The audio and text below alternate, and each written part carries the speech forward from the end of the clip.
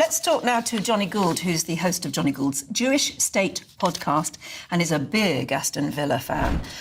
Johnny, I mean, I can't even imagine how complex your thoughts must be today. Try and describe them. Look, I'm a Brummie. I am a fourth-generation Brummie. I'm also Jewish, and I'm going to this game as an Aston Villa fan. Obviously, I'm interested in Maccabi Tel Aviv, but Villa have more than a fighting chance of actually winning this competition because we've got the most successful manager in the Europa League of all time. Unai Emery has won it 4 times. So I go with that interest. I think Villa will win it.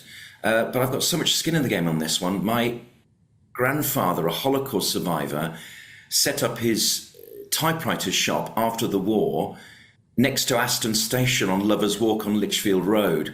So Villa's in my blood, and he was coached by Jimmy Hogan back in Austria, where he was an important member of an Austrian championship winning side. And it's that connection with Aston Villa that makes me so incredibly sad. A piece of my background, both personal and professional, I was a reporter, and one of my first jobs in the West Midlands was as a Villa reporter, as the sports editor of a local straight radio station. So when the local MP, a sort of Gaza-sponsored MP, comes on and talks about being brought up in Aston and he knows the streets, it's not an Aston that I remember or recognise. This is a sorrowful day, and the government really does need to turn this round. There's only 1,000 fans from the Maccabi side. Yeah, they shout like every other fan, but they are being demonised. And in Amsterdam, there was an organised hunt to track them down by local Muslims. So, you know, this thing has to go ahead. And it will be a sorrowful day if Israeli Jews are effectively banned from a football match in this country. I mean, the bottom line from this, as it currently stands, as the decision currently stands, Johnny, is that in effect, it's saying there's so much danger, they can't even protect you as a British Jew and an Aston Villa fan.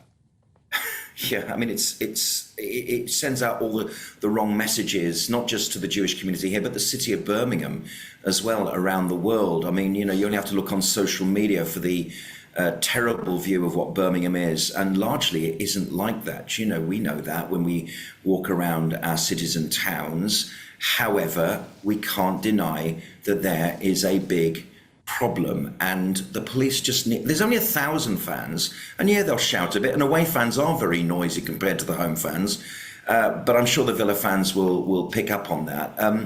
There's a Jewish group of Villa supporters who've said that a number of Villa fans have offered their seat up to Maccabi fans to go to the game. Whether that will be allowed or not is another matter, but the way to dissipate that one is to make sure that there's enough policing to get the fans in and out of the game. This cannot stand, guys. It cannot stand.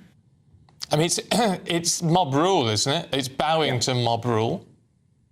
It's mob rule, and it's the blob that's helping this along. I must say, we are in a situation where Israeli Jews, let's just explain what Maccabi Tel Aviv is. It's obviously one of the biggest sides, if not the biggest, in Israeli football. It's made up of predominantly Israeli Jews, if not all Jews. There are other sides in Tel Aviv which are, shall we say, a bit more multicultural. For example, Hapoel Tel Aviv is made up of perhaps the more working class, mainstream of Jewish and non-Jewish Muslim supporters, Christian supporters and Jewish supporters all go together to a Hapoel game. And as people will be surprised to know, which is no surprise to anyone who knows Tel Aviv and Jaffa, Tel Aviv and Yafo, which is they are pluralistic societies. There's a big traditional Christian and Muslim population on the peninsula of Yafo. And you know, when you go on the beach and you see everyone there are people wearing crosses. You wouldn't know whether they were Jews or Christians or Muslims. One thing they all are is Israelis. That's one of the success stories of Israeli society, which just never seems to get announced around the place. So I'm doing this here on GB News. But Maccabi side is a bit more traditionally an Israeli Jewish supported team, including Emily Damari, the hostage who was rescued or released 471 days after incarceration. She's a big Maccabi fan. She can't go to Villa Park. It's crazy. Yeah, It is crazy. Yeah. Johnny, appreciate your time as always. Thank you. Thank you very much. Pleasure. Goodness me. Uh, They've got to sort that out.